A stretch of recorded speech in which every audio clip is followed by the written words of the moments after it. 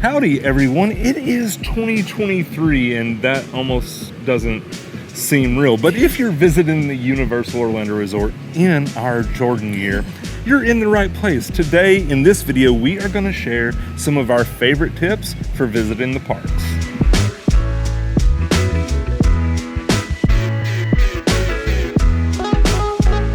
First tip is to stay on site. We are huge advocates of staying on property at Universal because of all of the benefits that come with their hotels. Universal does have 8 different hotels on property at a variety of price ranges. So regardless of what your budget is, there's a hotel that's perfect for you. And I know what some of you are thinking. You think you live too close to come over here and get a hotel room. And to that, we would say that we live like 10 minutes away. And every once in a while we come over here and stay just because of the amenities and like how convenient it is. That all of the hotels have great pools, they have good restaurants, and they have a lot of other activities for you and your family to enjoy. Plus, when you're at home, you can't run downstairs and get a milkshake at 5:30 in the morning. And now you may be wondering who needs a 5:30 milkshake. Me. Every single day of my life.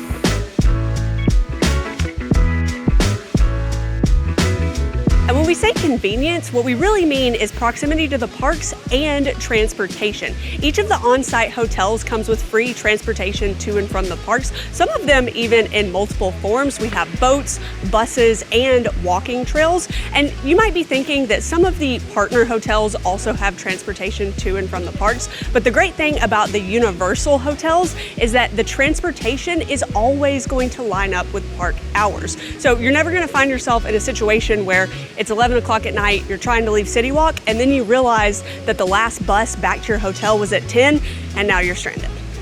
And if that sounds personal, it's because it is. We're speaking from experience.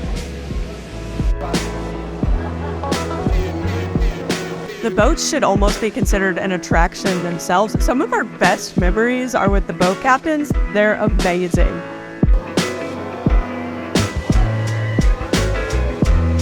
Arguably, one of the best benefits to staying on site is early park admission. And this benefit does come with all 8 of Universal's on-site hotels.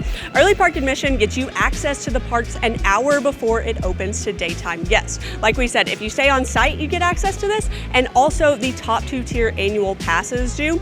And this is a really great way to get here first thing in the morning and knock out some of the really popular attractions like Hagrid's, Gringotts, or even Velocicoaster before those crowds really start to build.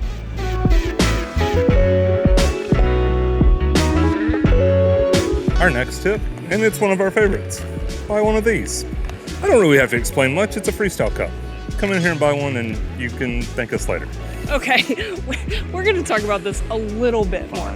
So this is a Coke Freestyle Cup. They're under $20 to buy it for the very first time. And when you purchase it, you get free refills all day. Then after that, you can bring the cup back to the parks with you and you can recharge it for about $10 a day and get free refills for that day as well. We actually have a video where we go like in depth about the Freestyle Cups. We've been thinking about doing like an updated version of that video. So if that's something you'd be interested in, give this video a thumbs up and let us know in the comments down below. So there are some limitations with this, like you can only refill it every 10 minutes. That's basically it.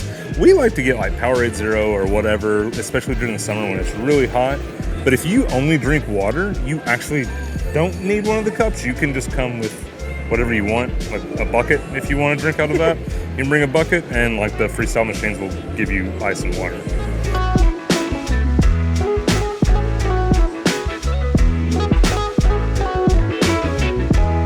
Before you can come to the parks and have an amazing time, you got to do some prep work, and that is our next tip.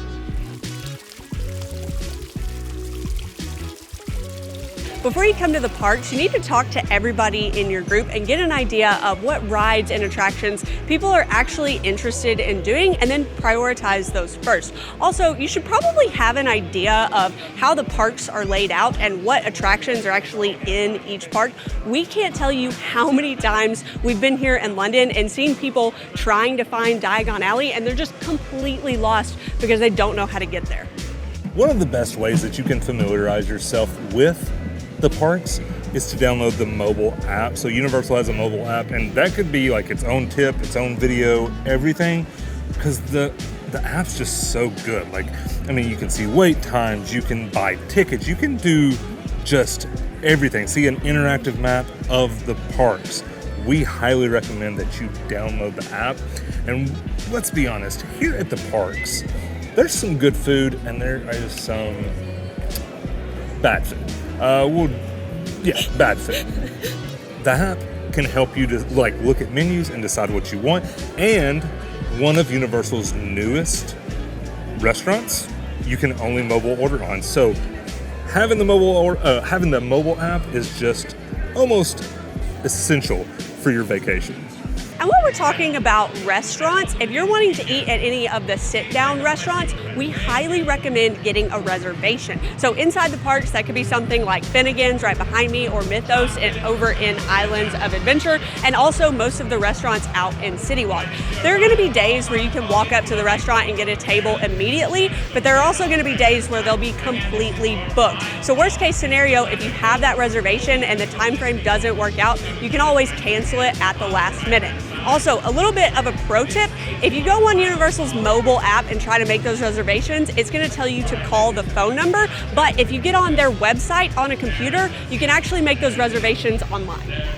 Like Tyler mentioned earlier, you can also purchase tickets on the mobile app, and that is a great way to not only save yourself time, but also money. If you wait until you get here at the parks and try to purchase tickets from these booths right behind you, they are going to upcharge you for your tickets. Plus, early in the morning, there's usually a pretty long line of people that are waiting to actually buy their tickets, so you're gonna waste some of your time in the parks standing in this line.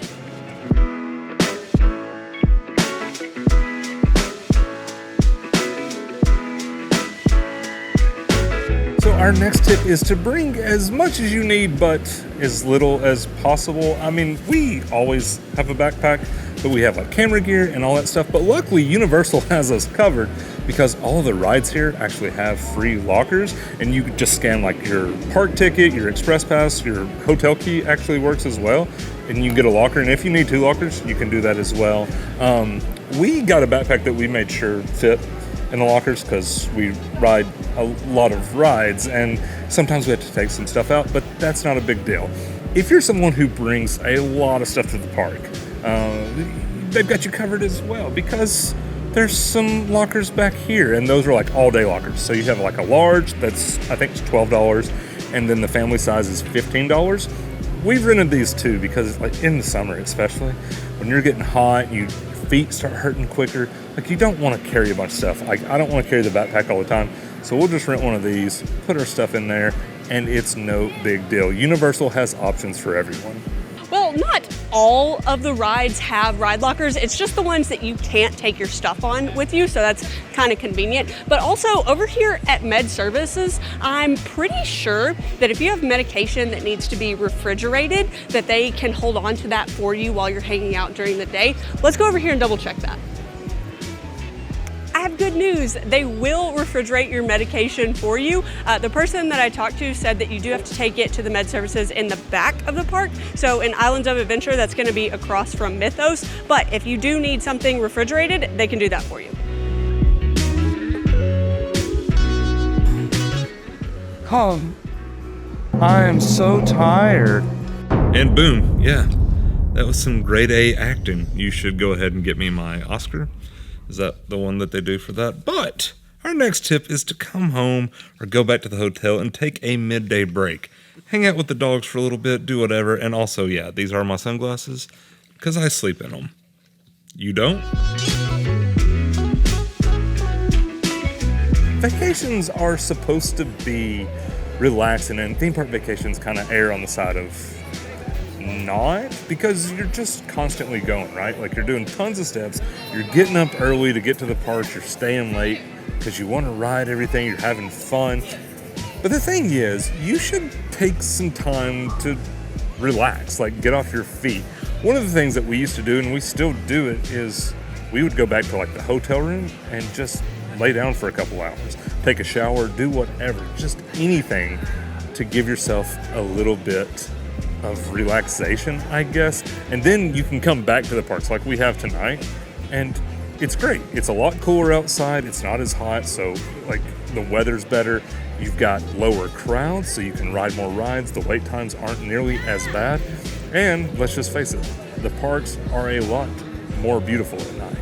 Another thing we love about visiting the parks at night is riding some of the attractions in the dark, specifically the coasters, and I guess Dr. Doom as well. They're like a completely different experience once the sun goes down. There are also some really cool nighttime shows here at Universal. The Cinematic Celebration over in the Lagoon and Universal Studios is going on right now. We love that show. And then over in Islands of Adventure, the Hogwarts Castle show, those are definitely worth checking out.